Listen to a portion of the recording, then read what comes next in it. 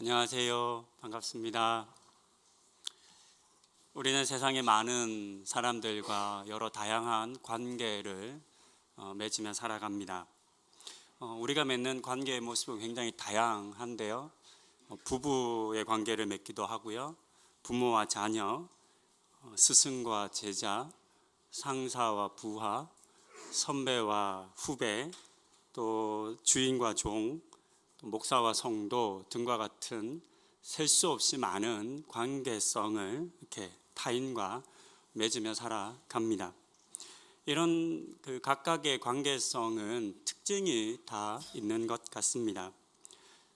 직장을 다니신 분들이라면 상사와 부하의 관계가 언제나 이렇게 긴장감이 있는 관계라는데 대체적으로 동의하실 것 같습니다.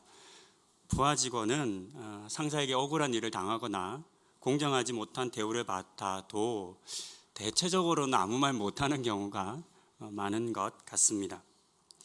부서가 바뀌거나 직장을 옮기게 되면 이 관계성은 사라지는 경우가 또 대부분인 것 같습니다. 이제 약한 관계성이라 할 수 있을 겁니다. 선배와 후배라고 하는 관계는 일방적이거나 때로는 폭력적인 관계성을 맺기도 합니다. 선배의 말이라고 하면 무조건 들어야만 하던 때가 있었습니다. 지금도 일부 학교나 직업군에서는 또는 지역에서는 이와 같은 관행이 여전히 남아 있습니다. 아마도 가장 일방적인 관계성을 들라고 한다면 주인과 종의 관계일 것입니다. 오늘날 우리 주변에서 쉽게 찾아볼 수는 없지만 그러나 여전히 소수부족이나 또는 왕족이 다스리는 나라나 또는 알게 모르게 우리가 살아가는 삶의 어떤 특정한 관계 속에는 주인과 종과 같은 그런 관계가 있습니다. 종은 주인의 명령이라고 한다면 의문을 품거나 또는 토를 달거나 또는 거부할 수 없습니다. 말도 안 되는 명령이라 할지라도 행해야만 합니다. 우리는 성경 요한복음 2장의 가나 혼인잔치에서 이 모습을 약간 살펴볼 수 있습니다. 친척으로 알려진 누군가의 결혼식에 예수님께서 참석하셨습니다. 그때 포도주가 부족하다라고 하는 말을 어머니 마리아에게 듣습니다. 그러자 예수님께서는 그 집에 있는 하인들에게 손을 씻기 위해서 있는 정결 예식에 쓰는 항아리에 물을 담으라 명령하셨습니다. 여기까지는 충분히 하인들도 무리 없이 할 수 있는 명령이라고 봅니다. 그러나 예수님께서는 그 물을 떠서 연회장에 있는 사람들에게 가져다 주라라고 이렇게 말씀하셨습니다.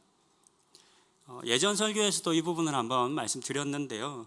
준비한 포도주를 모두 마셔서 취해 있는 사람들에게 포도주 잔에, 이걸 그냥 대접해 주지는 않았을 거 아닙니까? 포도주 잔에 포도주가 아닌 물이 담겨 있는 걸 준다는 것은 큰 사건입니다. 자칫하다가는 큰 봉변을 당할 수 있습니다. 예전 설교 때도 말씀드린 것처럼 술 취한 사람에게 물 갖다 주는 건 어떤 의미죠? 냉수 마시고 속 차려라 라는 의미입니다. 한껏 고양된 결혼식 분위기에 어울리지 않는 행동입니다. 이 때문에 자칫하면 장치를 망칠 수도 있을 겁니다. 하지만 그렇다고 해서 하인들이 이런 일들을 예측한다고 해서 하지 않을 수는 없습니다. 해야만 합니다. 왜냐하면 그것이 주인과 하인이 맺은 관계의 특징이기 때문입니다. 무엇보다 하인들은 자신들이 하고 있는 이 일이 어떤 의미의 일인지, 어떻게 될 것인지, 왜 이렇게 하는지를 전혀 알지 못했습니다. 오늘 본문 15절 앞부분은 이렇게 이야기합니다. 종은 주인이 하는 것을 알지 못함이라. 딱 이 말씀처럼입니다. 예수님의 명령을 받았던 하인들도 물을 떠서 가져다 준다는 것이 어떤 일인지 알지 못했습니다. 이것이 변하여 포도주가 될 거라는 것도 몰랐습니다. 하인들에게 아무것도 말해주지 않는 것, 종들에게 그 일의 의미를 설명하거나 설득하지 않는 것은 원래 주인과 종이라는 관계성이 그것을 설명하거나 설득하는 관계로 맺어져 있지 않기 때문입니다. 주인은 자신이 명령한 그 일이 어떤 의미인지, 어떤 목적을 가지고 하는지를 일일이 종이나 하인들에게 설명하거나 설득하지 않습니다. 그들을 납득시켜서 그들로 하여금 일을 하게 하는 것이 아닙니다.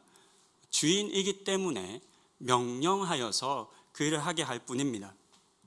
그렇게 한다고 해서 그 주인이 나쁜 주인이 되는 것은 아닐 겁니다. 오늘날 우리가 맺는 다른 관계에서는 그렇지 않습니다. 아무리 부모라 할지라도 자녀들에게 일방적으로 강요하거나 명령할 수는 없습니다. 자녀들이 이해하지 못한다면 때로는 그것을 설명해주고 설득해 주어야 합니다.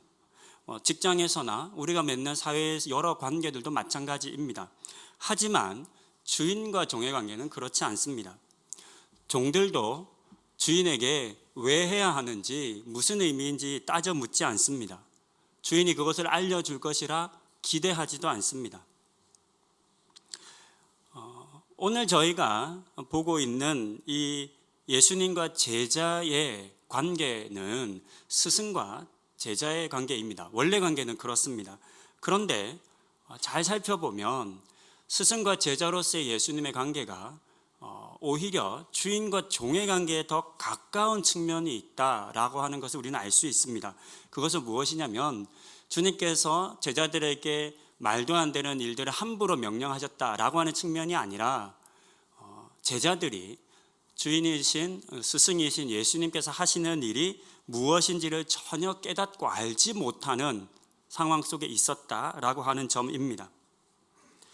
예수님께서는 계속 말씀을 통해서 자신의 목적과 의도를 알려주셨습니다. 그러나 제자들은 그것을 깨닫지 못했습니다. 그 결과 그들은 언제나 수동적이고 또는 근시안적인 모습밖에는 보여주지 못했습니다. 예수님의 의도와 계획과는 다른 것을 생각하고 다른 방향으로 움직일 때도 많았습니다. 스승과 제자라고 하는 관계로 맺어졌지만 그들 안에 이루어지고 있는 관계성의 한 측면은 오히려 주인과 종의 관계가 더 어울리는 표현인 것 같습니다. 이런 제자들을 향해서 예수님께서는 자신의 십자가 죽음을 앞둔 이 마지막 때에, 오늘 저희가 읽었던 요한복음 15장의 본문은 예수님께서 체포되시기 전에 있었던 말씀을 기록하고 있습니다. 이 마지막 순간에 예수님께서는 제자들을 향해서 나는 너희와 지금까지 맺어왔던 것과 다른 새로운 관계를 맺고 싶다. 우리 안에 있는 관계 설정을 바꾸면 좋겠다라고 말씀하신 내용이 오늘의 본문입니다.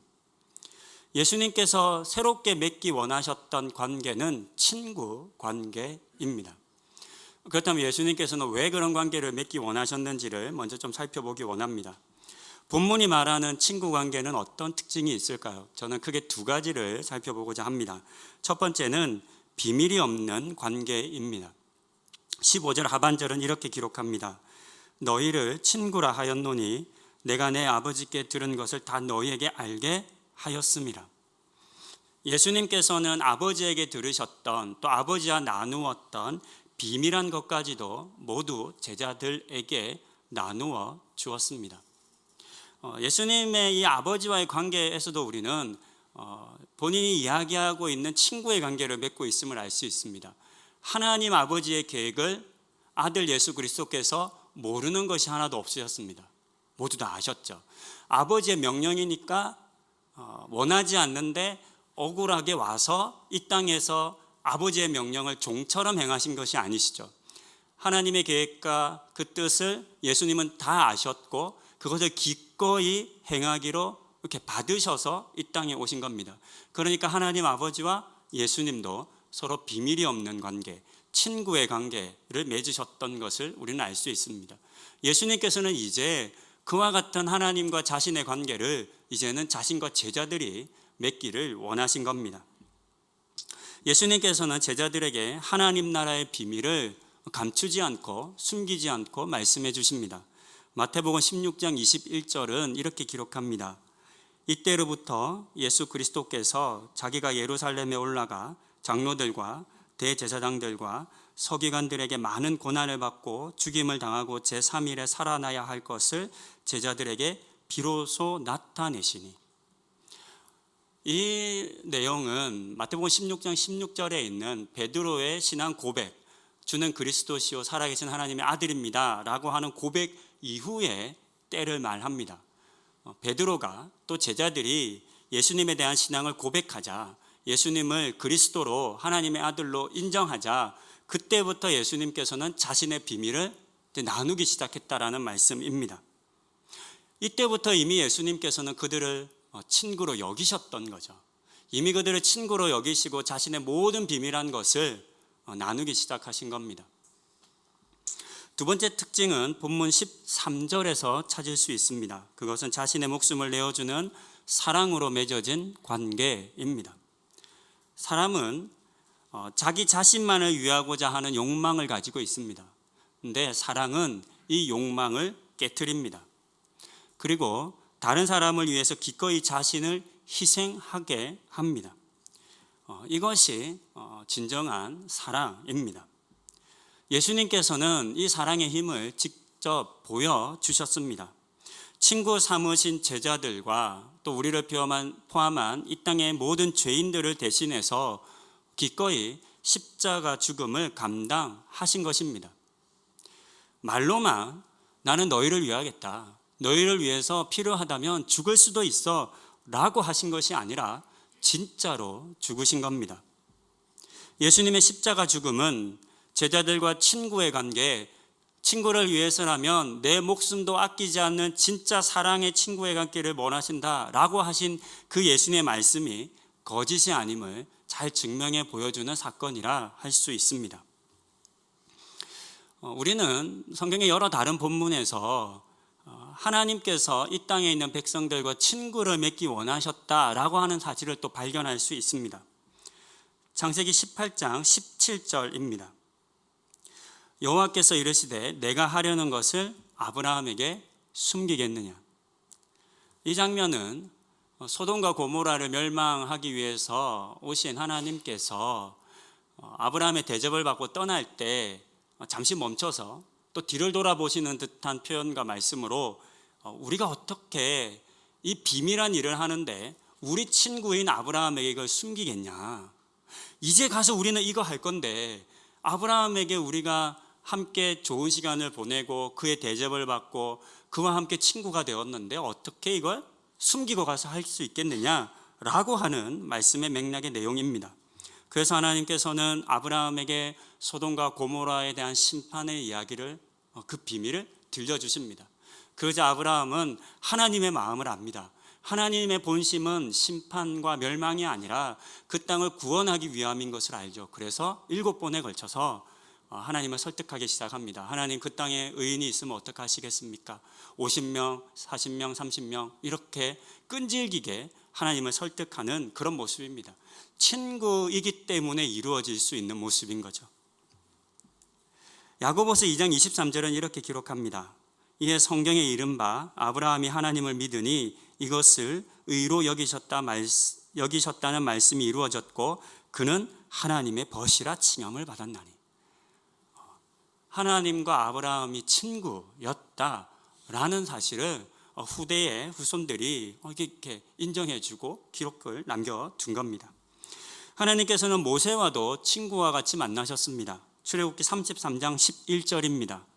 사람이 자기의 친구와 이야기함 같이 여호와께서는 모세와 대면하여 말씀하시며, 하나님께서 모세를 친구처럼 만나서 서로 앞에 앉아서 이야기를 나누는 것처럼, 친구들이 격이 없이 오늘날 우리 식으로 하면 커피 한잔 하시면서 이렇게 대화를 나누신 그런 모습으로 이야기하는 겁니다. 이런 모습은 당시 고대 사회에서는 상상할 수 없는 이야기입니다. 신과 인간이 어떻게 친구처럼 대면하겠습니까? 일방적인 주인과 종의 관계이지 않습니까? 그런데 하나님께서는 이미 그때부터 나는 모세를 친구처럼 여겨, 그래서 만나서 얘기하고 싶어 라고 하신 것을 우리는 확인할 수 있습니다. 저희는 짧게 스승과 제자의 관계를 넘어 친구의 관계를 맺기 원하셨던 예수님의 말씀과 그 친구의 관계 속에 있는 사랑은 어떤 모습인지, 친구 관계의 특징은 무엇인지를 살펴보았습니다. 오늘 저희가 본 이 내용은 13절부터 16절에 기록된 내용입니다.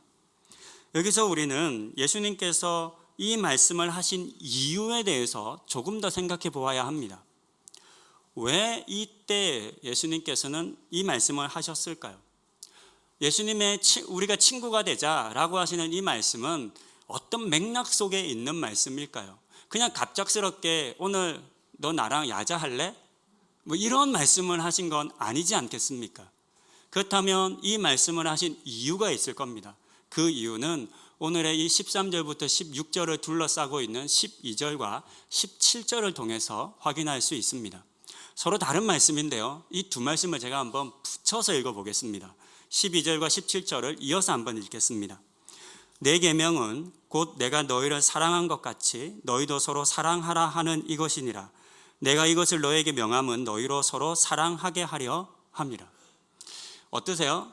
12절과 17절을 붙였는데 내용이 이상하거나 다른 말씀처럼 안 느껴지시죠? 원래 하나로 뭉쳐 있어도 전혀 이상할 것이 없는 그런 말씀처럼 보입니다. 너와 내가 친구하자 라고 하는 예수님의 말씀은 12절과 17절에서 말하고 있는 이 땅을 살아가는 예수님의 자녀들이, 하나님의 자녀들이 서로 사랑하기를 바라시는 예수님의 간절함, 그 진심 속에 있는 말씀입니다. 그러니까 이것은 예수님께서 우리에게 하나의 사례, 예를 들어 설명해 주신 것이라 할 수 있다고 저는 봅니다. 예수님께서 진정으로 바라신 것은 이제 자신은 곧 떠나실 거잖아요. 떠나고 나면 남겨진 제자들이 어떤 관계를 맺어갈 것인가, 이 땅을 살아가는 그리스도인들은 어떤 관계성으로 맺어져야 할 것인가에 대한 예수님의 부탁을 하시는 겁니다. 서로 사랑해야 한다, 서로 친구처럼 지내라 라고 말씀하시는 겁니다. 서로 남이었던 사람들은 어떻게 하면 오늘 본문이 이야기하고 있는 사랑의 관계를 맺을 수 있을까요? 어떻게 하면 남이 비밀 없이 또 목숨을 내어주는 사랑을 할 수 있을까요? 사실 우리는 이런 사랑을 이미 경험합니다. 가장 대표적인 것이 부부 관계입니다. 원래 부부는 남이었잖아요.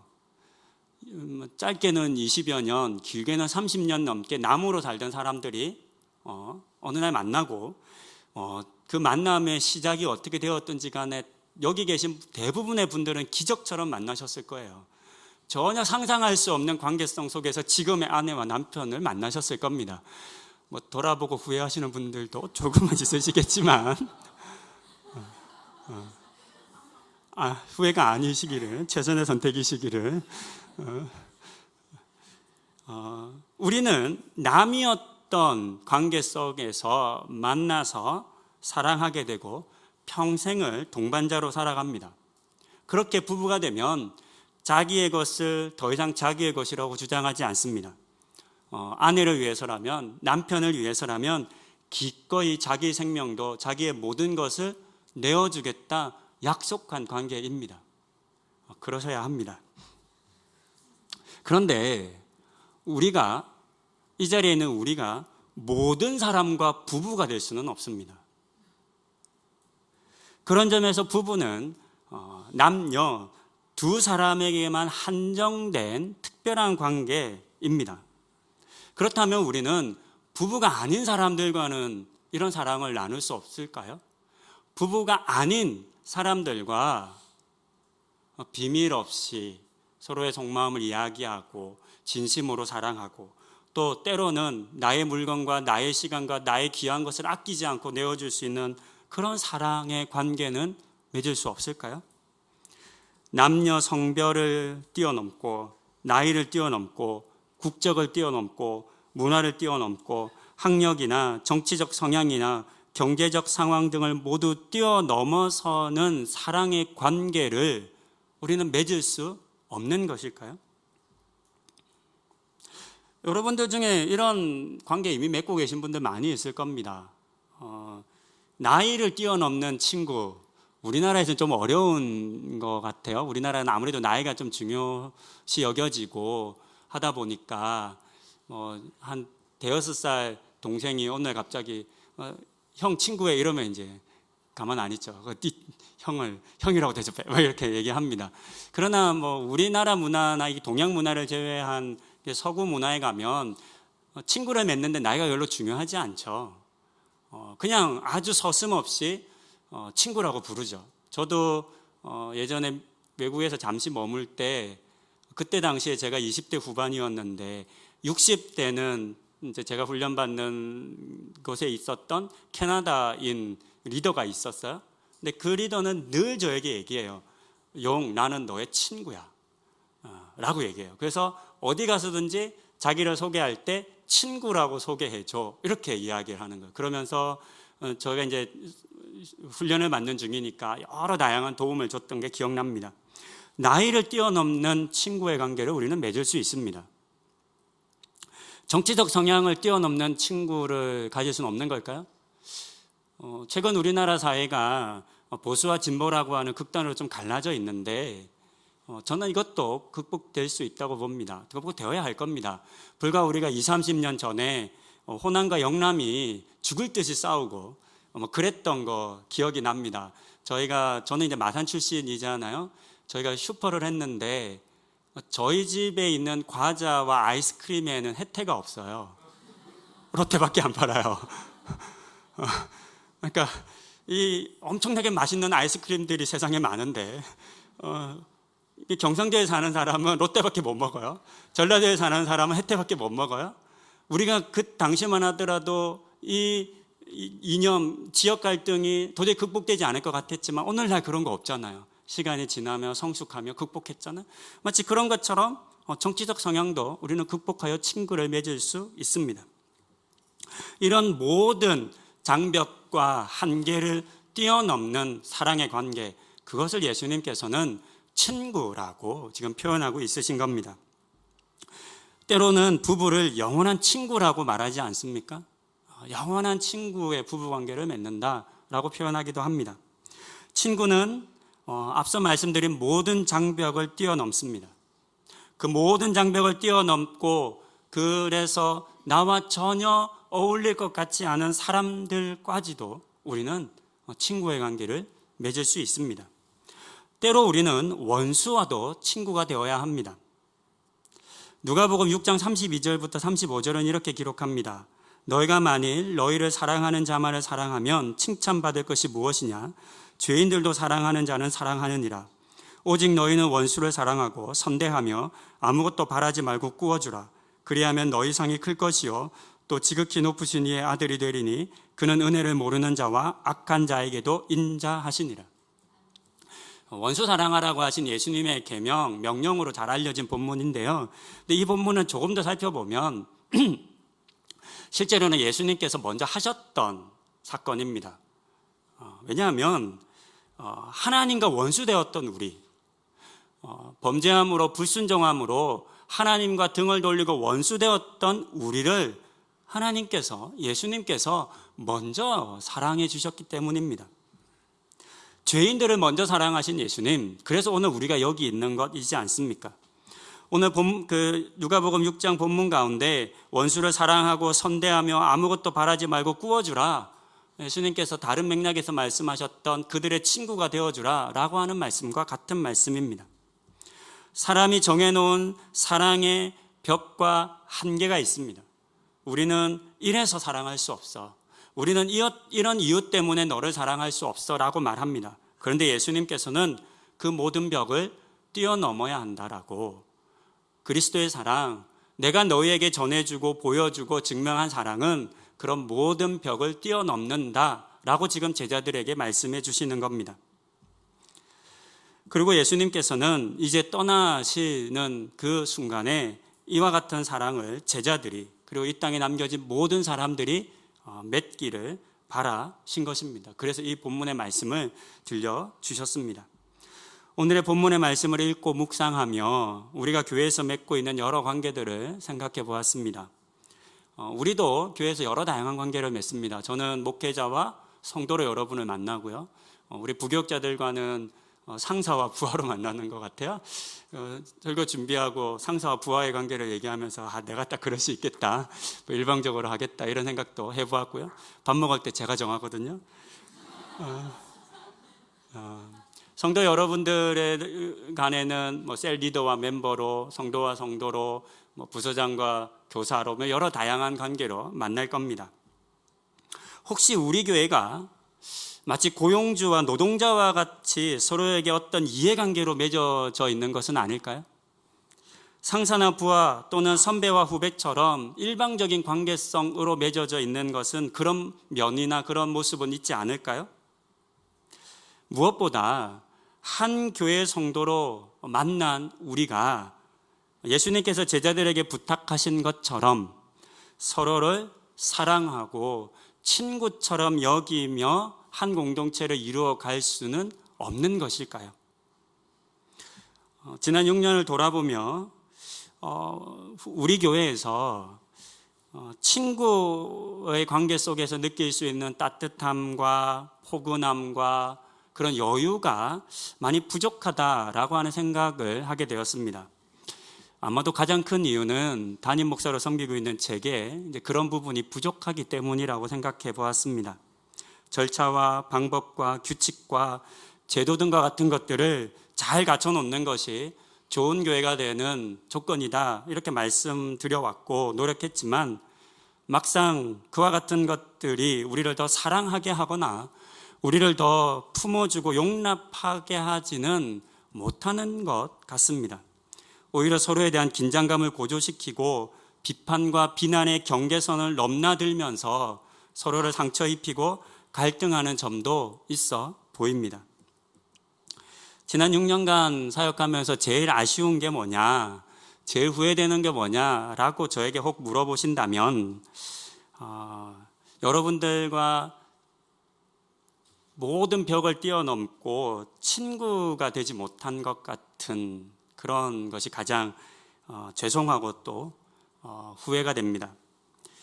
서로 깊이 사랑하고 이해하고 품어주는 그런 관계성을 맺어야 하는데 왠지 그런 거 있잖아요. 목사와 성도는 너무 친하면 안 돼, 이런 속설들. 그래서 함께 만나고 나눌 때 개인적인 이야기나 이런 거 잘 안 하고 만나면 늘 공적인 얘기, 일 얘기 같은 거 주로 하고 처음에는 그것도 그래야 될 거다라고 생각을 했는데 막상 지나고 보니까 내가 다가갈 때 우리 성도님 한 분 한 분들에게 친구하고 싶어요.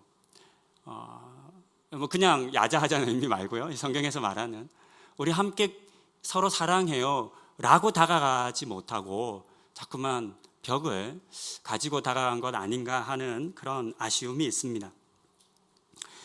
할 수만 있다면, 다시 기회가 주어진다면 목사와 성도, 담임 목자와 부교역자의 관계, 또 우리 교회에서 있는 여러 많은 관계성에서 예수님께서 우리에게 부탁하시고 명령하신 것처럼 이제 그 모든 관계들을 지나서 친구 관계하는 게 어때? 라고 말씀하신 것처럼 여러분들과 또 여러분들이 여러분들 안에서 친구의 관계를 맺어갈 수 있으면 참 좋겠다, 그런 목회를 해야겠다, 이런 생각을 하게 됩니다.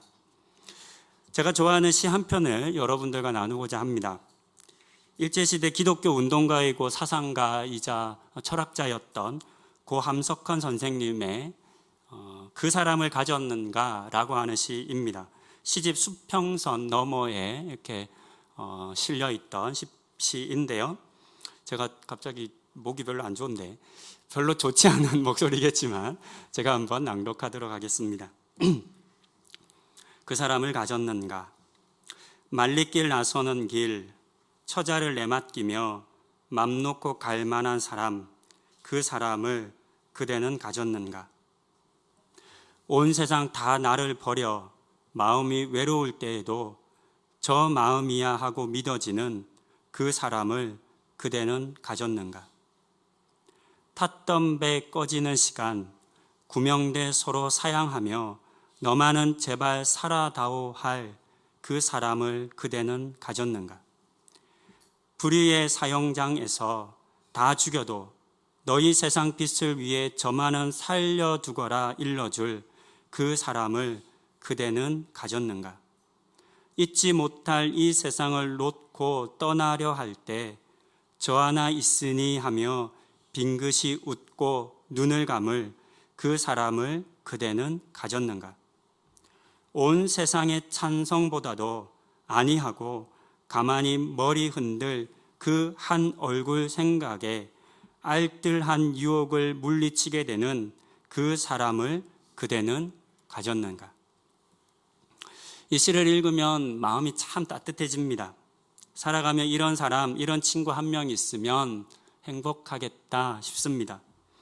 그리고 부족하겠지만 누군가에게 내가 이런 친구가 되어줄 수만 있다면, 그렇다면 유명해지지 않아도 큰 교회에 목회한다는 그런 거 없어도 어떤 실력이나 성과가 크지 않다 하더라도 그래도 잘 살았지 라고 이렇게 스스로에게 칭찬해 줄 수 있지 않을까 생각해 봅니다. 이 시가 노래하는 그 사람이 친구이지 않겠습니까? 이 자리에 함께한 우리 성도님들께서도 누군가에게 그 사람이 되어 주실 수 있기를, 또 그 사람이라 부를 수 있는 믿음의 동역자를 만나실 수 있기를 권면드립니다. 무엇보다 우리 교회 공동체와 우리 교회 모든 성도님들께서 교회 안에서도 이와 같은 관계를 맺기 위해 노력할 수 있기를, 이 일을 위해서 우리 모두가 마음을 모을 수 있기를 간절히 소망합니다. 기도하시겠습니다. 죄로 말미암아 죽을 수밖에 없는 우리를 친구라 불러주셔서 감사합니다. 하나님의 뜻을 저버리고 불순종한 자들일 뿐인 우리를 사랑하셨기에 주님께서는 어떤 비밀도 없이 기꺼이 자신을 내어주셨습니다. 이제 우리도 주님을 따라 주님을 또 이 땅에 살아가는 동역자들을 친구로 부르는 삶을 살아가게 하옵소서. 우리 교회 성도들이 예수님의 이 말씀을 따라 사랑하게 하시고 이곳에서 평생의 좋은 친구를 만나는 복도 은혜도 허락하여 주시옵소서. 이 모든 말씀 우리 주 예수 그리스도의 이름으로 기도드립니다. 아멘.